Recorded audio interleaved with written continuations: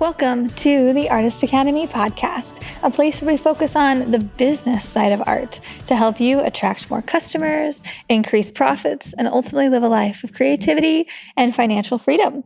I'm your host, Andrea Earhart, and this week's episode is another special Quit Your Day Job series where I interview members of the Artist Academy about how they quit their day job and went into full-time creativity and the skills they use to do that and the tips and business tricks and all the things. And this week's episode features Brittany Grala. She's a muralist based in Pennsylvania and has been in the academy for a little over a year. And within that year, she has been able to quit and replicate her day job salary by diving into full-time mural work. I met Brittany last year at our Missouri Mural Meetup, and I watched a fire start within her. She went home with stars in her eyes, giving so much effort to her art business.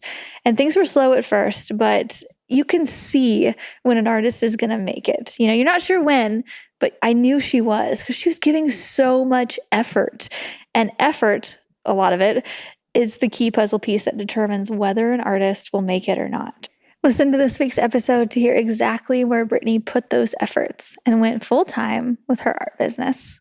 Okay, I'm here with Brittany, and let's just get to it. Brittany, can you give us a short story about how you got to where you are and how you ended up quitting your day job?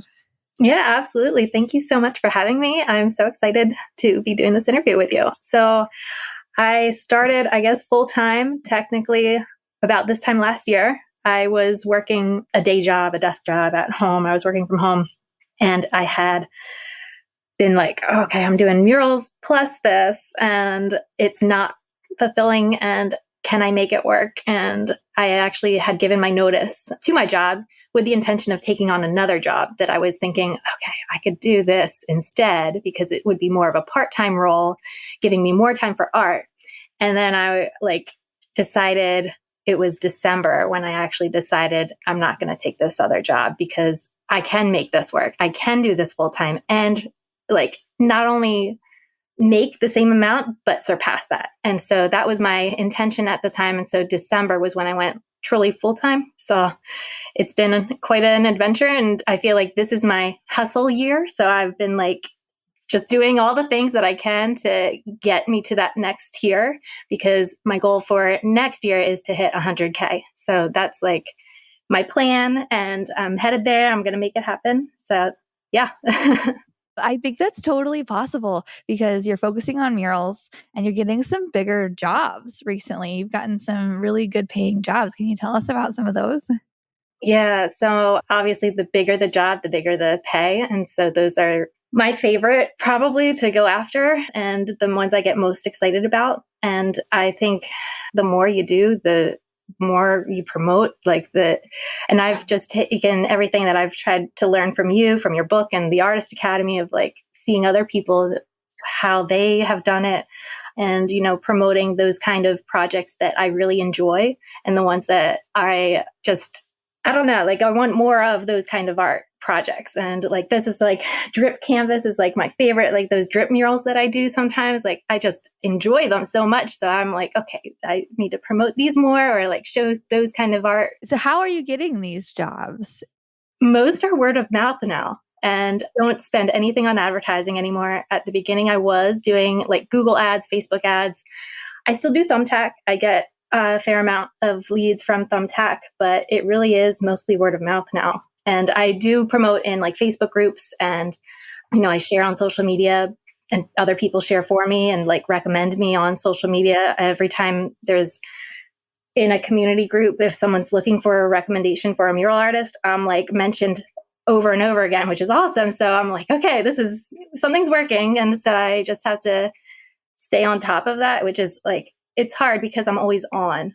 So I feel I thought that I would have more time not working, but I really am on all the time, and it's good and bad because it's I enjoy the work. It doesn't feel like work, but it still is work, and I still am taking away from my family at times. So I do feel I do have to find that balance as I go, and hopefully get to that level where I'm not feeling the need to constantly respond to leads and communicating with people and I think I'll get Yeah, there. so you're a mom of two super ornery boys, Yep.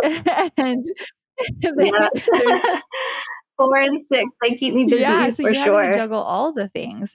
So whenever I started out my art thing, I didn't have the family yet, and now I do, so I can kind of see how it's way more of a juggle. What are your hours like? I typically, if I'm putting in like a full day of painting on the job, I'll get the kids to school on the bus, and then I'll go to my job site and put in however many hours I can. In the evening, I'll do the mom duty stuff. And then once they're in bed, I will do all of my admin stuff, my tasks, my social media, my email communications. So I do a lot of work from bed at night. So I like get them down, and then I do my own work usually from bed. Yeah, I'm in that era lately of, okay, as soon as baby goes down, I'm like, I really would like to just rest because it's the full day Yeah. of, momming and working. And so sometimes I'll work, but sometimes I'm just like, heck with it. Let's turn on Netflix. Yeah, it can be overwhelming. And so I think, especially the physical toll of some of the jobs, like, the big jobs when you're on ladder and scaffolding and stuff, like it really takes its toll. So you got to take care of yourself. And I'm not great at that, but I do know that that's an area that's important. Yeah, so you took a different approach. You have a guy friend here locally that you guys kind of teamed up to do some murals together. Can you talk about that? Because that's not something that everybody does. I mean, usually people kind of go solo and they have a Yes. helper, Yeah. like with as their spouse that they like that I drag him out to. So, but you have an Yeah. artist friend. He's actually a painter, like a house painter is his. So we have together a combination of skills that are just really helpful for especially the big murals and like prep work. He does all sorts of like drywall and like all that. So, and external. So he has those skills and the knowledge that I lack, and vice versa. Like he's so fast and so good at like covering huge areas quickly. And I'm like the detail oriented, like I clean up the lines and like everything after, and like the combination, and he does do the art too. He's a really good artist, but the combination of us both working together, it really is able to just help us get jobs done quicker and better. So yeah, I recommend partnering with like looking for someone that specializes in house painting versus like the art, because like you learn so much on the job from each other. And it's just, I feel like, and that's why I love partnering with other artists too. And like the Wildwood job that I did, that big 80-foot by 20-foot on the side of a gym, there was a couple, we had Alex and Katie from the Artist Academy come to help us too. And so I love feeling that like the collaboration, being able to support one another and learn from each other. So yeah, I always feel like the more the merrier on the job, and like it gets the job done faster. And like, yeah. I love it. So did he have his own business? Was he working for himself before? For how long? Yeah, he still does. So yeah, he's been in business for like, gosh, 10 years, maybe 5 or Oh, 10 years. that's so great to have somebody to ask questions about things about being your own boss. But I mean, you have the academy and myself, but like it's good to have somebody Yeah. like physically next to you that can help you bid things. Yeah, especially like locally, we're trying to get into our township. Like there are so many areas that I drive past and I'm like, oh, that needs a mural. That needs a mural. Like any wall is a blank canvas that needs a mural, I think. So like together we are trying to like talk to community leaders and promote things and try to get, more art around this area. So yeah, just it's all really like networking and getting, being active in the community, keeping your name and yourself and your work relevant is huge. Okay. So last year, I'm just going to recap on your timeline. So last year, December, you said you left your job. You've been doing this a little less than a year. And then Yeah. next year, you have the goal of 100K. That is a very short timeline, and Yeah. I love it. I love. So my goal for this year was to meet what I had made last year. So my salary last year when I was working, like my full-time job was $52,000. And I was like, I can do that. I can make that happen with like art. So I'm on track. That's kind of where I'm going to go, where I'm going to be and end up this year. But yeah, to expect to double that next year, I know it's like, it sounds like a lot, but I have purposely, because I'm in this I feel like I'm at the beginning stage of my mural career. So I have not priced things as I should have all the time. So I have intentionally, because I know that I'm not at that level.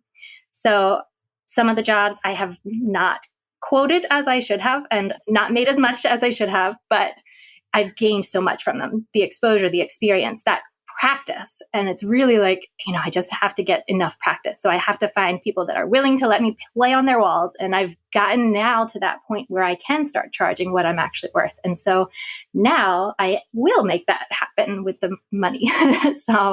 But yeah, that first year, I feel like I haven't gone after the amounts that I should have probably asked for. But I think what you just said, I'm just like, yes, exactly everything that you just said, because that happens to literally every muralist ever. Like myself, everybody that gets into it, you just want the jobs so bad. And so you're like, 4,000 when it maybe should have been 8 or something like that. But whatever, like to get a solid yes, like you're getting paid to practice, like getting paid to practice. Like some people go to school and they pay other people, they pay the university or the art school or whatever to practice. But no, I love this approach of just learning as you go. And even though it's not as much, it's just so valuable. And I think that's so relatable to anybody listening that is in your first year, especially. Like everybody underprices and then you fix it. I feel like I just now am fixing it after years. Or I fixed it a little bit every year and a little bit more. And now I'm like, okay, I feel like I'm kind of there finally. Yeah. And I remember you talking on your podcast and in your book about, having that mental, like, oh, well, this is what I would pay for it. And that's how I am too. Like, I'm like, oh, well, what would I spend if I was the customer? And but other people are willing to spend more. And so I have to feel like, okay, I have to like actually look at the bigger picture here, like not limit myself. So that's definitely a mental hurdle that I'm still trying to work on too. I love it. Okay. So what were your feelings around ditching your job and going full time with your creativity? Because that's a lot. That's a big move for everybody and to anybody to do. So I guess, how many jobs did you have lined up to where you're like, okay, I think I can do this? Murals? Or just painting jobs in general or something, any kind of income coming in? I had a number of paid jobs. Like things were starting. And I was like, okay, I just made $1,000 painting this mural in someone's home. I just made like $400 and on this one. I'm like, well, if I can do this like in a week versus, I don't know. Like I just was trying to do the math I guess I didn't have things lined up, but I just knew that it'll happen. Like I just had that faith and that trust. And when I had made the decision and I was like, okay, I'm supposed to start this new job on Monday. And it was a Friday, I remember. And I just like was flipping a coin because I was like, I'm going to determine this on, the coin flip. If it's heads up, I'm going to take the job. If it's heads down, I'm going to say no. And this is how I make decisions. But I knew like after I had flipped it and before I looked at it, I was like, I'm not going to do it. Like, I'm not taking it, whether this is heads or tails, because in that moment of the coin flipping, before you look at it, your gut tells you. And that's how my therapist tells me you shouldn't flip coins, but I'm like, it works for me. Like I before I look at it, that's when I actually know that like what I should do. So when I did look at it and it was tails, I was like, that's it. I really am not taking this job. And I'm just going to do this full time. And I remember looking at a mural I had put in our own home. It was a pit mural that I had painted for my husband, and he's really into sports. So it was a surprise mural that I did for him. But I remember looking at that and I was like, I can do this. I did this. Like, this is good. I'm going to do this. And so I was like, okay, this is the path. And I'm going to just try to do whatever it takes to make it happen. I love it. I love that you have so much faith in it. You're so fun. I love that. I've never heard anybody really say that, but I'm glad that you did it. When you came to the Mural Meetup in Missouri last year, and Yeah. I got to meet you. You went home and there was just a fire lit underneath you. I noticed it just from seeing your posts, and it's so cool to see that you came and we talked about things, and we did some stuff at the meetup. But as soon as you got home, you just hit the ground running, and that is the key to success for anybody, because a lot of people, you have that motivation, and then you go home, and then life gets in the way, and you could have had every excuse for life to get in the way. You have a family and like all the things, but you're like, okay, I don't even have many jobs lined up, but she can do this and I can do this, and I've had a couple and I believe in myself, and you worked at it. Because a lot of people, they will come and ask me like, hey, I want to go full time. How long do you think it'll take me? I'm like, well, it just kind of depends how much, effort you want to put into it right away. Like if you put in 8 hours a day, you're going to go really, really quickly. But if it's like you're working around a side job, it's going to go slower. But and either way is fine. But you're like, nope, I'm doing it. So what would be your number one recommendation if somebody's like, okay, I've gotten some jobs and they're like you, right? And they're like, I'm doing this. Like come summertime, which is prime mural time, I'm going to do this. And what is your number one way of getting new jobs? I feel like, and what you were saying about the mural meetup, that really did light the fire for me. Like that was a turning point, because I remember, just it was such an experience that I wish I could go to the one coming up in a couple weeks too, but like you guys are going to have so much fun and I'm so jealous. But the mural meetups, I mean, that I would, tell people if they're able to get to a mural meetup or try to just learn, like never stop learning, never stop practicing, and you'll develop skills on the job really. And as you go, like that's kind of, I feel like I learned something new with every project.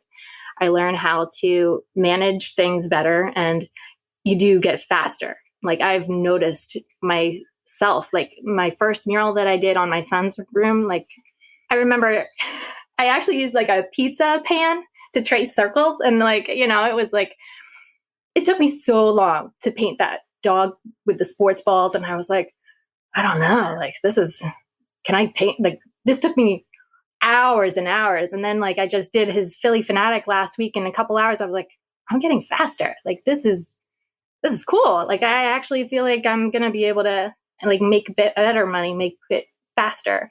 So like just the practice itself is huge. So promoting that practice too, it doesn't have to be a paid job to promote yourself. So I, share on social media all the time, like with my projects and things. And, I try to post daily on Facebook and Instagram. I don't have a huge following on them. Well, on Instagram, especially, but I still share my work. I still promote it. I still do what I can to put myself out there. And I joined our Chamber of Commerce, our local, I'm in like the Moms Club. Like there's all these different organizations that I'm a part of that I try to attend their meetings and get in front of people and, share about what I do. And it's just like, the more you do it, the easier it becomes, the more comfortable you are. So like the initial times, like anything, you're going to be bad. I still stumble over my words sometimes if I'm put on the spot. It's not comfortable for me. I don't like the spotlight, but I still try to do those things because I know it's necessary. And like, yeah, it's just all part of it. Same. Like I'll do it because I know it advances me and it's like a learning experience, and I'd rather not. Yeah. Yeah, that's awesome. Okay. Well, do you have any little last bits of advice as we're wrapping this up? I think we hit on most of it. I think, yeah, just like what we said, kind of getting out of the comfort zone and doing what you see other people doing well, and like what has worked for other people probably is going to work for you too. And like, that's kind of my take on it. Like, I'm like, okay, well, they've made it work by doing all these steps and doing this kind of thing, like getting on Thumbtack, like doing things that you and others in the academy have done. And I'm trying to kind of do that, not copying, but like doing it in my own way. Like, I feel like I have kind of, my whole thing is like, hope and love, and like with my take on like recovery, because like I'm in recovery, like that's kind of like my niche, I guess, but I don't know, like it's like to give people hope. So I try to do that through art and, in whatever ways, and increase the community, or enhance the community. But yeah, I think you develop that over time too. So I'm still developing that. Yeah, I think we're all continually growing and getting better at what we're doing in our business and all that. And yeah, it's been so fun to watch you grow your art business so quickly, and just that fire that's under you. I hope it spreads to others and they hear this and they get inspired to do what you're doing, because it's so possible. But thank you so much for coming on, and it's so good to chat with you. Oh, yes, you too. Thank you. Thanks for listening to another episode of the Artist Academy podcast. I've been putting out at least one episode per week for more than 4 years on this podcast, and it's really cool to see those download numbers go up and up as time goes on. And that's because artists like you listen and share these episodes. So really, when I say thank you, I mean it. It's really cool to see progress along the way. And anyway, if you like this type of art and business content, then I highly encourage you to get the audio version of my book, Mural Money, with over 15 hours of listening inspiration. I'm currently running a special of just $17 for the audio version. You can go to muralmoney.com to find it. And that comes with a bunch of extras like my art supply list, my pricing guide, recommended book and podcast list, and so much more. I filled that book with tips from my art journey of building a profitable mural career. Plus, I've included the best of the best advice from guests I've interviewed on this podcast. It's the most affordable all-in-one book of advice on art and business that I have. And if you enjoy listening to me here, then I know you'll like the book too, because I read it myself, all 15 hours of it. The book is available on Amazon and Audible normally for $25, but if you go to muralmoney.com, that is where you can grab the special $17 deal while it lasts. If you haven't listened to my book yet, this is your sign to do it. Again, normally $25, I'm running a special for $17, but you have to go to muralmoney.com. That's where you can grab the audio version of it. And that's all I have for you today. So I will see you next week for another episode of the Artist Academy podcast.